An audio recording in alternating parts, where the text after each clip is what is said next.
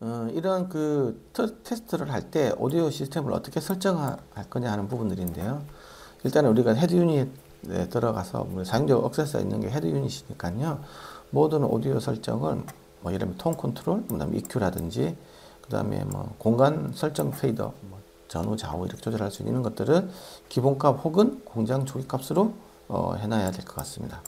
그리고 이러한 설정값들은 반드시 측정 문서에 반드시 명기가 되어야 합니다.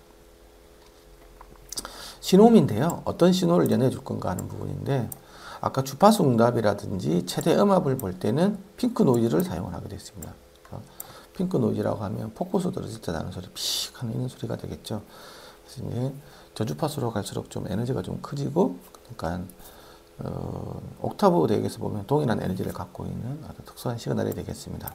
그리고 임펄스 왜곡을 잴 때는 로그 사이언스 윅 하는 걸로 이렇게 돼가지고 있고요. 이런 모든 소리들은 표준 기관인 AS에서 웨이브 파일로 제공을 하게 되어 있습니다. 그리고 만약에 어떤 기관에서 다른 신호음을 나는 사용하고 싶다 이렇게 한다고 하면 이 신호음의 특성을 측정 보고서에 명확하게 표시되어야 한다고 되어 있습니다. 그 신호음에 따라서 이렇게 특성이 많이 달라지기 때문입니다. 다음은 중요한 건 어디서 잴 건가 하는 건데, 참 이게 이제 자동차는 되게 좀 애매합니다.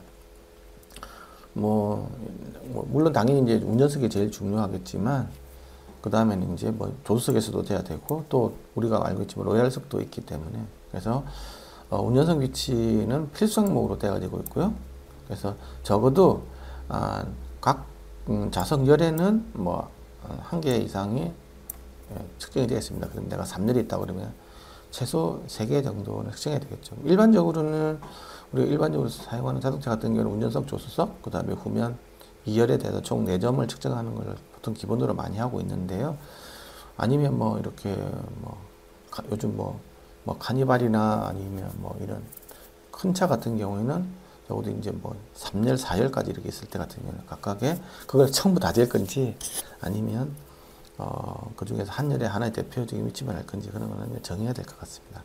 그리고 한 지점에는 6개의 마이크로폰 어레이를 사용하라고 이 권장안이 되어 있는데요. 왜 6개를 사용하는지 부분에 대해서는 좀 이따가 자세히 알아보도록 하겠습니다.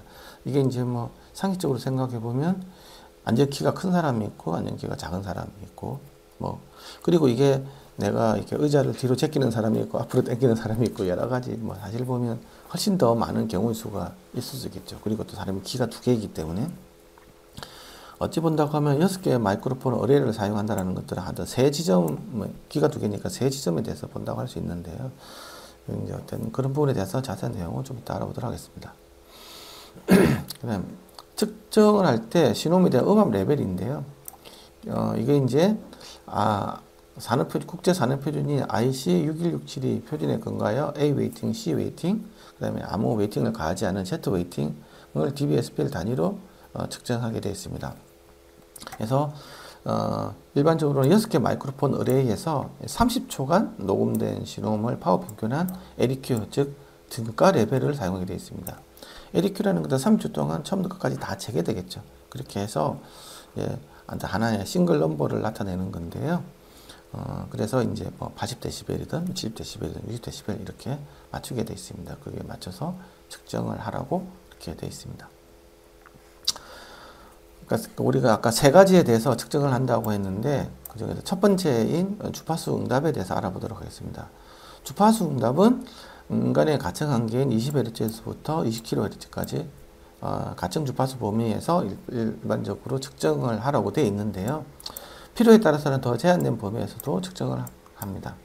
그리고 이 주파수 응답에는 당연히 이제 왜곡 성분이라든지 다른 기타 성분들도 포함이 될 수가 있습니다. 신호음인데요. 이제 모노음을 사용하고요. 풀스케일의 핑크 노이즈를 아까 사용한다고 얘기했습니다. 그에 대한 크기는 마이너스 12dBfs 디지털 레벨로 되어 있고요. 크레스트 팩터는 15dB 정도의 어떤 파워를 갖고 있고, 아까 표준 기관에서 기준 웨이브 파일을 제공을 하는데요. 샘플링 프리퀀시가 441 kHz, 48 이렇게 2가지가 있고, 여기 보면 20에서 16,000, 20에서 2만, 그 다음에 크레스트 벡터는 15dB 이렇게 돼가지고 있고, 샘플링 레이트, 시간이 이렇게 되어 있습니다. 30초 동안 뭐 이렇게 일반적으로 측정을 하게 되어 있는데요. 그러면 이제 어디서 측정을 하지? 아까 얘기했지만 6개 마이크로폰 어레이를 운전석과 조수석에 각각의 지정된 위치하고 각도로 배치되어야 된다라는 거요.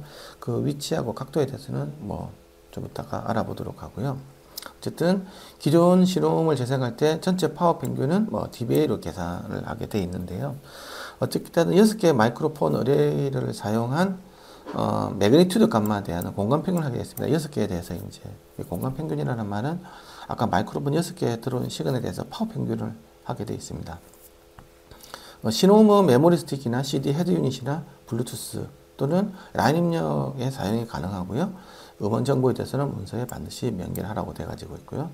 처음에는 어떤 신호음을 30초 동안 계속 재송하고 기준 정치 레벨은 80dBA로 이렇게 설정을 하라고 되어 있습니다. 그래서 재생 시스템의 안정을 위해서는 처음에 5초 동안 신호음을 재생한 후에 시스템이 이제 레디가 된 상태에서 그 이후에 이제 30초 동안 평균 주파수 응답을 측정하게 되어 있습니다. 그리고 기준 정치 레벨이 80dBA라고 했는데요. 이제 10dB 단위로 이렇게 계속 높여가면서 합니다. 그래서 최소 50dBA부터 60, 70, 80까지 하고 나중에는 이제 최대 레벨까지 이렇게 하게 되겠죠. 하여튼 이런 식으로 10dB 간격으로 이렇게 측정을 하라고 되어 있습니다. 다음은 측정 주파수 이해인데요. 이게 아까 6개의 마이크로폰에서 이 보면 6개가 이렇게 적혀 가지고 있죠. 녹음된 결과를 3분의 1 옥타브 밴드로 이렇게 표시하는 겁니다. 이게 이제 각각의 3분의 1 옥타브로 이렇게 까만 점들이 있고 이어놨죠. 여기서 6개가 보여주고 있는데 저역하고 고역에서는 비슷한데 여기서는 이제 굉장히 많이 좀 차이가 있게 되어 있습니다. 이게 이제 60dB로 측정할 때이고요. 얘는 이제 70dB로 측정을 했을 때, 80dB로 측정을 했을 때, 90dB로 측정을 했을 때, 그 다음에 최대 볼륨으로 측정을 했을 때, 이런 식으로 해서 이렇게 볼륨이 이제 계속 이렇게 커짐을 알 수가 있습니다. 계속 커짐을 알 수가 있고요. 당연히 이제 경향은 많이 비슷한데, 그 대표 그래프로 하나를 이렇게 나타낼 때는 어떻게 하냐? 이걸 갖다가 6개를, 아까 이게 6개를 이제 이걸 갖다가 이제 파워 평균을 하게 되어 있습니다. 6개 마이크로폰의 파워 평균을 3분의 옥타브로 표시하게 되어 있고요. 그러면 이제 이렇게 하나의 값을 나타내야 되겠죠. 이게 80dBA, 그 다음에 90dBA, 그 다음에 최대 볼륨에서 이렇게 나오겠습니다. 물론 이게 아무런 어떤 왜곡이 없고 선형적으로 동작했다 그러면 이게 이제 그대로 위로 이렇게 똑같이 위로 올라가는 형태로 이 모양이 이렇게 커지는 형태로 기본적으로 가게 되어 있는데, 최대 볼륨에 갔을 때는 다양한 DSP 신호 처리를 통해서 컴프레서가 걸린다든지 멀티밴드 다이나믹 EQ가 걸릴 수도 있기 때문에 그런 특성들을 해서 실제로 이제 예를 들면 제조사다 그러면 우리가 요 범위 내로 이렇게 들어와야 된다 이렇게 정의되어 있으면 실제로 이 범위 내로 들어오는지 각각의 레벨에 대해서 그 어떤 관리 기준을 이렇게 정하면 될 것 같습니다.